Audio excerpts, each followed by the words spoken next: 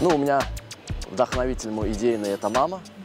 Она мне посоветовала взять записи и пойти в эту студию и показать, в общем. И, в общем, я показал свои первые работы как аранжировщик на шефу. То есть его зовут Фарход. Я показал ему, он сказал: все, мы тебя научим, мы тебе сделаем комнаты и прочее, прочее. И вот так я потихонечку начал свою деятельность уже непосредственно в студии.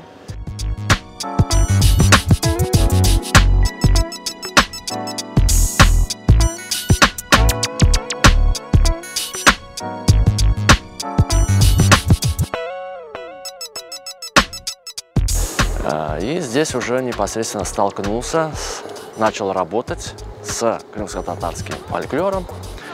Ну, тесно сотрудничаю с такой исполнительницей, как Айсель Балич. Мы еще в Ташкенте с ней очень тесно работаем.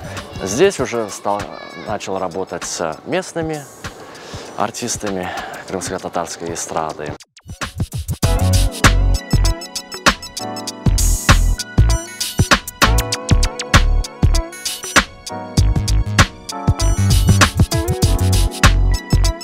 Большая часть, это с кем я работаю, это начинающие исполнители.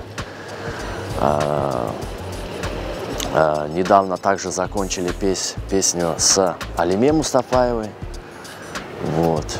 Она называется «Нефесом».